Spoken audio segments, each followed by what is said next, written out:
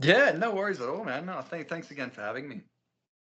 I wanted to ask about the recording process for Tragedy of Love. How long did it take to put the material together for you?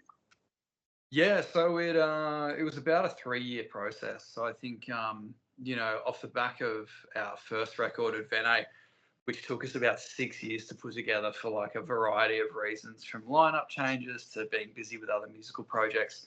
But by the time Advene came out, we were pretty chomping at the bit to get some new material going, because we'd been sitting on those songs for a fair while. So we were all pretty ready to go songwriting wise, and we started getting cracking on it pretty soon after the first album was released. So the writing process took about probably a year and a half, and then the recording process took a year and a half. So I was producing this record this time around, and I took some time off from the band because my wife and I had a baby back in June last year. Congratulations! Yeah, thanks, dude. So that put there were a couple of medical issues that we had to deal with that put a hold on things for about 6 months. So I think, if we'd sort of kept on track, we probably would have released this album maybe at the start of the year, end of last year. But life events just get in the way, and sure. You do the best with what you can, and it's finally been released. So super grateful to get it out there, and the response has been really cool so far. I wanted to ask if you could speak on my favorite track, "A Vision Is Passing." I wanted to ask if you could talk about that song. Yeah, dude. Yeah, absolutely. So that's one of my favorite songs on the record. So how that came about was Mishka, our keyboard player, he had this little piano riff that he was kind of, working on, and he sent it to me, and it would have only gone for about sort of 15, 20 seconds, I think. And the moment I heard it, I could just hear the rest of the song, and so I got him to send me that piano part, and then I sort of used the chord progression for that to build the verses, and then just came up with the instrumentation for the choruses and the bridge, and then wrote the lyrics and sung the melodies. And just through the demo process, everything came quite easily. The song felt like it knew what it wanted to be. And then after, I think, I got through the instrumentation and arranging for the first two verses and choruses, I just had this feeling that it didn't want to resolve back to a chorus. I thought it should go to like a, section C, for instance, and stay there. And so, instead of your typical verse, chorus, bridge, chorus, create like an extended bridge and end on that on a really sort of high, big, energetic, lots of emotion kind of note. And I think, like after I finished writing that track and talking to the guys about it, it sort of became apparent, like quite early on, like that was going to be the closing track of the album. So this is before we'd even, sort of worked on the rest of the album. It was like, all right, that song's got to be the closer. Like it's such a, solid option for a closing track. So, but yeah, that's awesome that's your favorite track, man. No, thanks for sharing that. And that's a testament to your ability to hear that it came from a small piano passage and grew into this wonderful track. It's absolutely amazing to hear the story behind it. Yeah, thanks, dude. No, that's awesome. And of course, we got to talk about 1,000 Winter Rains, because this is a great single material, and I think it really shows a great representation of the band on a grander scale. Yeah, absolutely. No, that's that, like, of all the songs on the record, that's probably, like, I got asked this question the other day in terms of, what was my favorite track of our discography sort of so far, and that's always such a hard question to answer. Sure. But 1,000 Winter Rains, like, that was the answer I sort of gave to that question, because and I think it's probably because it's still quite new in terms of the fact that it was only just released. But like, I wrote that back in sort of 2022, and that I started it as like a power metal song. Like I was Mhm. very much like, oh yeah, okay, this will be one of the power metal tracks on the record. And then the more I worked on it, the more it just sort of started wanting to be its own thing. And so I was adding these quiet sections and chanty sections and breakdowns, and I kind of just went all out with experimenting with different styles. Um, but yeah, I'm super proud of that track, and I was pretty convinced that that'd be a good album single because it's also a song that features Emma, our bass player, on lead vocals in the second half of the chorus. And so when it came time to deciding on the singles, I sort of pitched that as the first single because it had the metal side, it had the kind of more rockier verses. There was a quiet section, there was this breakdown passage, and the chorus was really sort of upbeat and anthemic and energetic, and it also showcased Emma for the first time on one of our tracks. So I think the fact that it sort of encapsulated um, or at least I felt it encapsulated the entire album in one song, Sure, was sure. the reason that I sort of put it forward as the first single. Yeah, that's why I wanted to talk about, because if I could take the album and put it in a time capsule and pick one track, I think that would be the track. Even though, Yeah. like I say, my favorite track is not that track, but Yeah. if I was to define the band and put it in a capsule, that's what it'd be. Yeah. Brilliant. That's awesome, man. That's a really interesting observation. Like, yeah, I haven't heard someone say that yet, so that's great. I also wanted to ask you, how did we get here? How did the band form, and what were the roots of the how this became? Yeah, dude. So it was the band's been around for quite a while. Like I think the original iteration of the band formed in about 2012, and they were originally a female-fronted progressive rock band. So I'm not sure if you've sort of checked us out on like Spotify or YouTube or anything like that, but there's an EP that was released in about 2012 or 2013 called Awakening. I think it was called Awakening. I'm pretty sure it was called Awakening. Um, and that was like 5 tracks recorded with the original iteration of the band.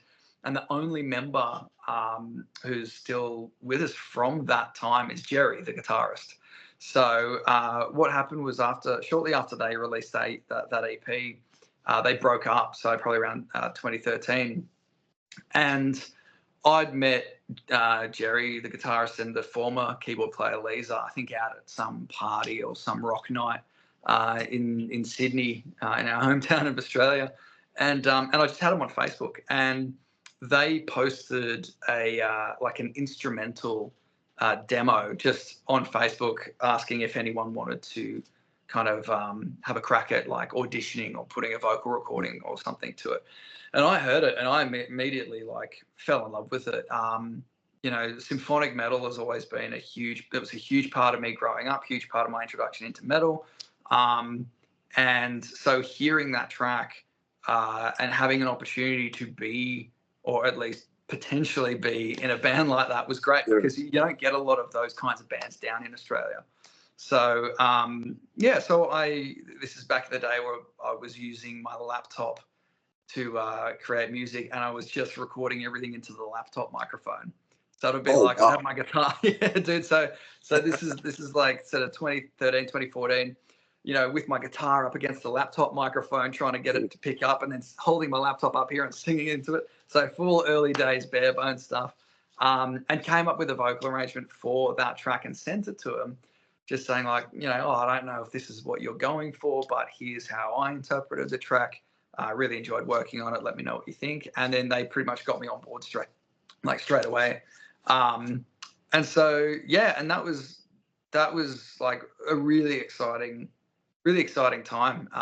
And so we got together and we kind of were mucking around with a few different ideas for music. They decided that they, wanted to reinvent the band from a prog rock band to a symphonic metal band. And obviously I was completely on board for that. Sure. But I was also quite busy with a few other bands that I had going on at the time. I had like a heavy metal band that I was doing and like a blues kind of murder rock band as well. So working on the Carmeria tracks was sort of just whenever we had the spare time to do it.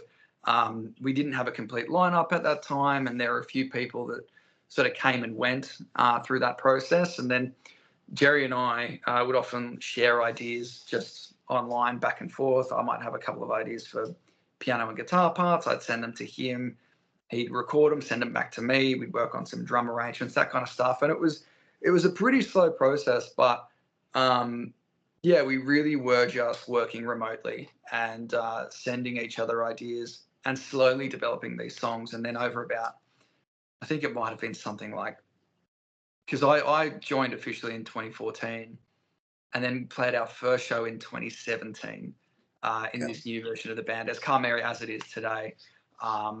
And we had about 6 originals by that time. So it took us about 3 years to put like 6 songs together. It was super casual process. And then, in 2018, we solidified a lineup with a new drummer and a new keyboard player. And that really was the lineup that I guess, resulted in us being able to record and release Advene, the debut record that came out in 2021. So that was great. We've had a couple of lineup changes since then, with the bass player and drummer who were on Advene are no longer with us. We've got Emma now playing bass and singing vocals. Drums, we parted ways with our drummer at the start of the year, and we've sort of got a tour drummer on board for gigs, and he's the one who's actually featured in the video clips for this recent album. Okay. But so it's a really interesting experience playing this kind of music in this country, because there's not a whole lot of musicians that are into it, and so finding people that fit the criteria and are into the kind of music that the band's doing can be tough, which is why I think it took us quite a while to actually get something out there in the first place. But we've got our sort of process streamlined now, and so the ability to get music out there has become a lot more easier, and so hopefully it won't be so long between releases from now on. That's pretty much the band in a nutshell for the last decade. And we got to talk about the album artwork, because it's absolutely fantastic. I wanted to ask, who was the artist that was involved in that? Dude, thanks. That's awesome to hear, man. So for Tragedy d'Amour, the concept for that actually came to me in a dream. I think, producing the album and sort of being the principal songwriter and lyricist, I constantly had the songs in front of me working on them. They were constantly in my subconscious when I wasn't working on them.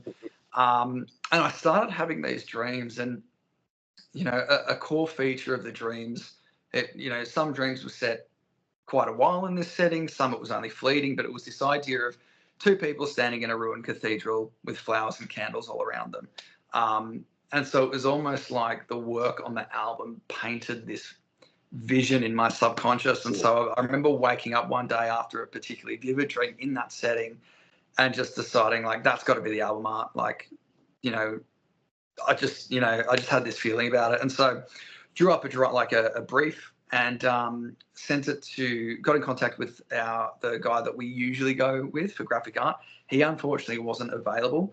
And so I think it was either Jerry or Mish suggested that we have a look on Fiverr for a graphic artist. And so we scoured Fiverr for a bit. We came across a couple of people that, would say that they were graphic artists, but they were using AI. And so that was something that we had to navigate, because we didn't want an AI created artwork, of course.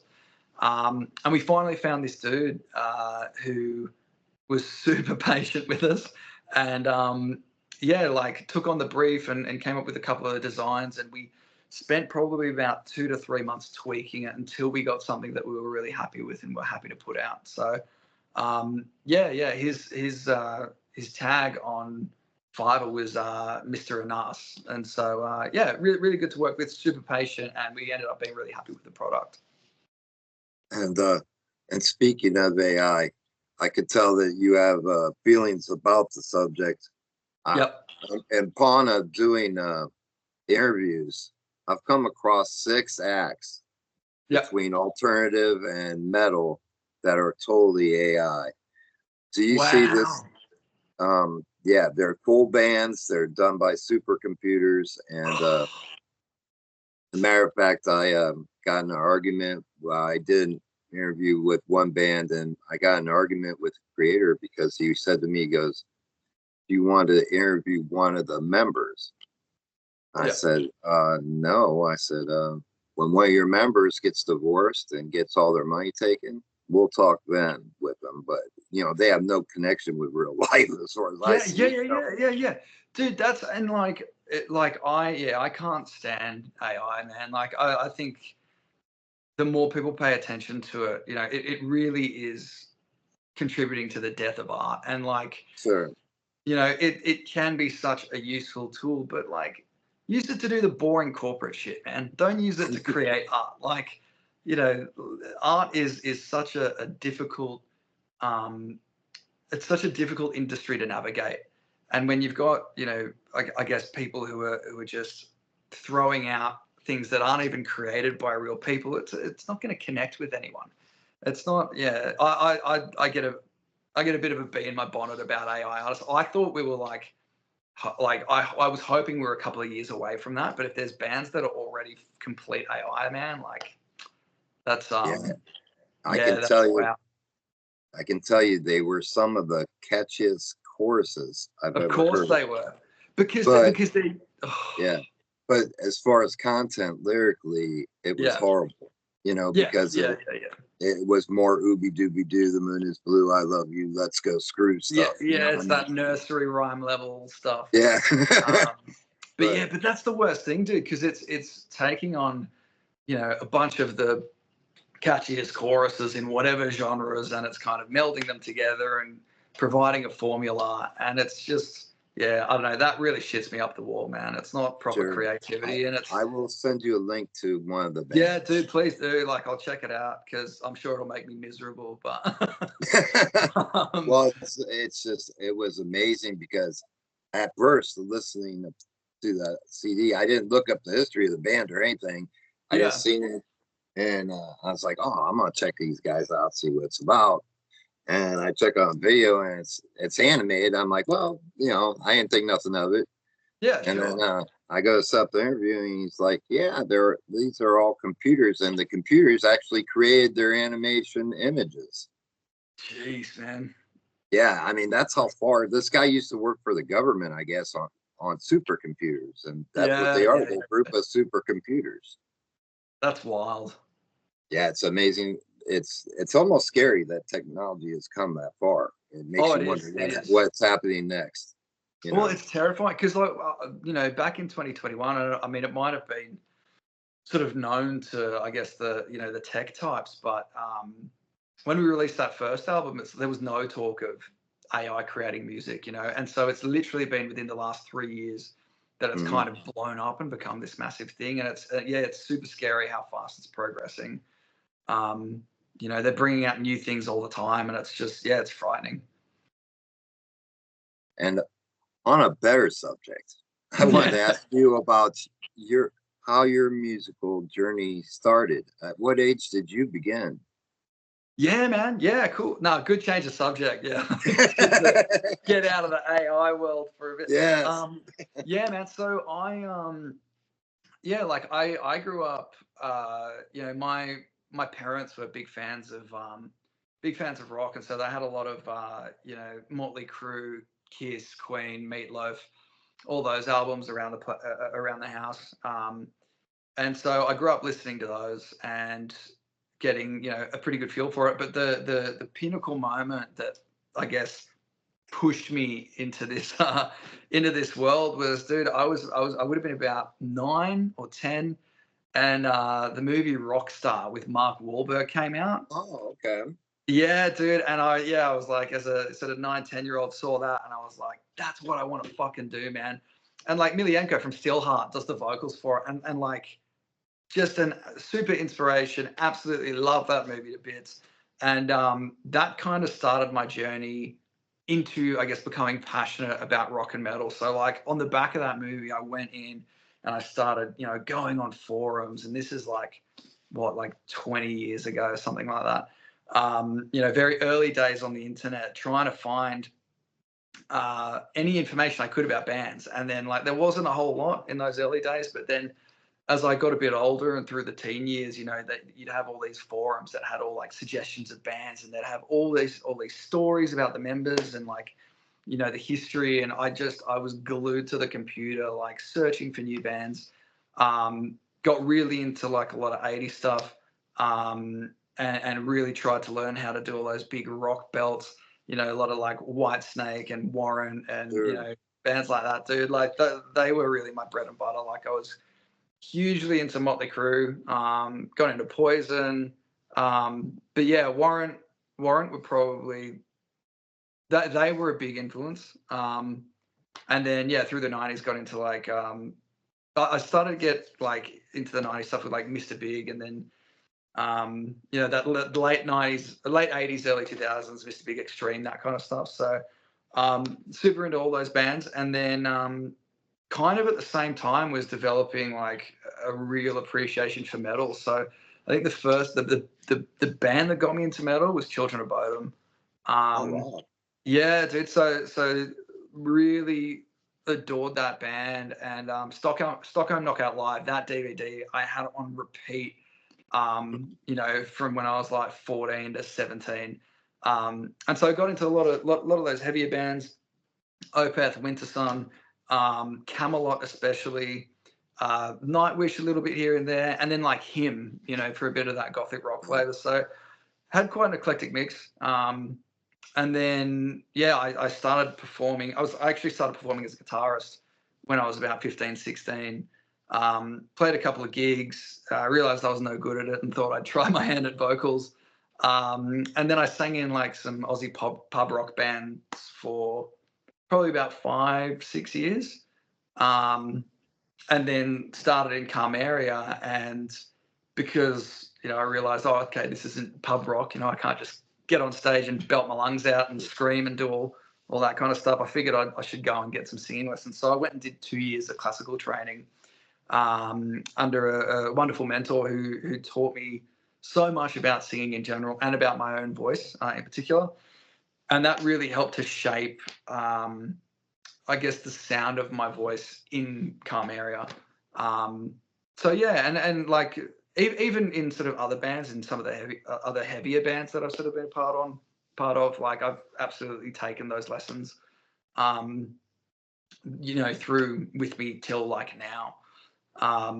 So yeah, played in a bunch of different bands in a bunch of different genres all through my 20s, and then towards the end of my 20s realized that yeah, you know, playing in 5 bands isn't really sustainable. So I kind of picked the 2 that I sort of enjoyed the most, and yeah, and then I've just been sort of working on them since then. So I've got yeah, Carmeria and my other band that's more of a, we went through a bit of a metalcore phase, but we kind of gone back to the rock, you know, that sort of 90s 2000s rock sound. They're called Bad Moon Born. So yeah, that's pretty much my musical journey. But yeah, so started pretty young in terms of getting into the genre, and then it was just a lot of development through the last 20 years. And when working with your vocal teacher, I wanted to ask you, what was the best advice that was given to you while you were learning? Stay hydrated.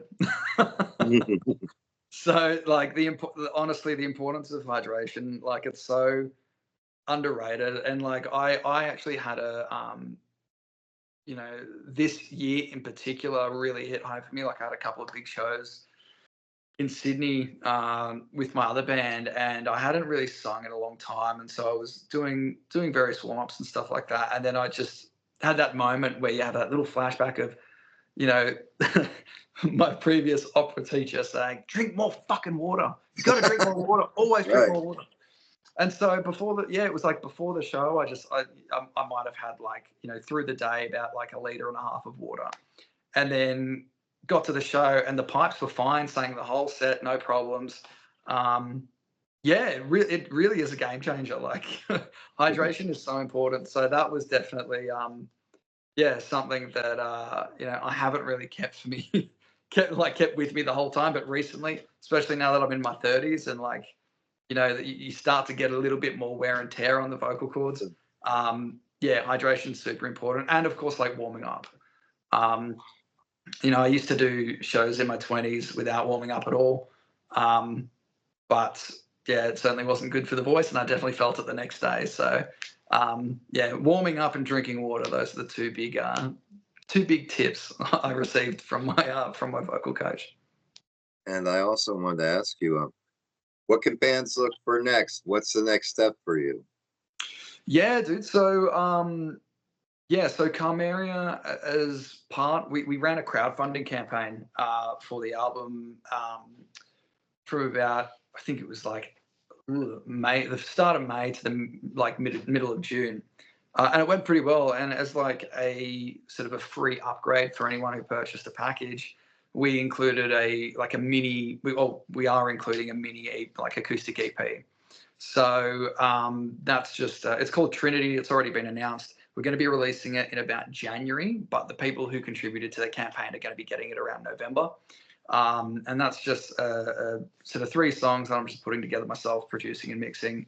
And so it's 1 new original, 1 cover, and 1 acoustic rendition of one of our already released tracks. So that's in the short term. In the long term, I sat down the other day and drew up a concept brief for album 3. Had a meeting with the band about it the other day, and everyone's on board with it. So we do have we've got a direction for album 3, which is really exciting. Yeah.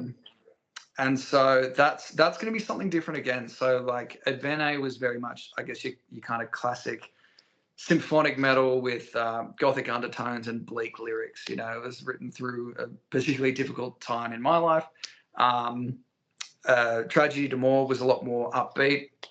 I was in a different headspace, and you know, had a lot of experiences with love and a lot of experiences with grief through those last 3 years. So that kind of made itself known in the music. And yeah, but that was more the plan with the second album was always to go with a more gothic rock feel and just explore those influences more, because that's where I felt that I wanted to go as a songwriter, and naturally the stuff that I was coming up with was sort of falling into that category. So that was the reason for the direction change between album 1 and 2. And I'm sort of feeling that again with album 3. So this might be a bit more dark and power metal-y than album 2, but we'll see. We haven't started. You know, we've sort of got very bare bones demos going at the moment, but yeah, I think it'll be heavier than album 2. And I wanted to ask you, speaking of albums, what's the best way to get a hold of a physical copy of the album and any merchandise that you have? Yeah, dude. So we have our own shop. It's carmeriashop.com, and yeah, we've got a lot of different merch items on there. So we've got physical copies of both albums. We've got T-shirts. I think we've got even like a couple of things like sheet music for one of the songs. Oh, wow. I think there might still be a tote bag lying around. There's hoodies, and then we've also got like a subscriber channel on Coffee. So that's like, $5 a month, and you get access to all this behind the scenes footage, like, early access to demos, that kind of stuff. But you also get exclusive merch items. So through that, I think there's like an exclusive hoodie, an exclusive shirt, an exclusive like Carmeria mug. So that's a cool thing to check out. And, another perk of that is you get access to like our private Discord channel where you can just chat to us in like a group chat. And we're usually posting little, snippets of demos or asking their opinions on, certain creative decisions and stuff like that. So that's a cool channel as well to check out. But yeah, merch-wise, yeah, carmeriashop.com is where we keep all of our stuff. And lastly, I wanted to ask you if you could give any message to your fans, what would that message be? Dude, just that we love you. We cannot do this without you guys. Like, the support has been incredible. The crowdfunding campaign was something that was pretty terrifying for us to do. We weren't sure how people were going to react, but a lot of the people that rallied behind our music got behind it and supported us, and that is the reason that we were able to get this second album out so quickly. In terms of I think once we'd gotten the masters back, it was probably about, within 2 months that we released everything.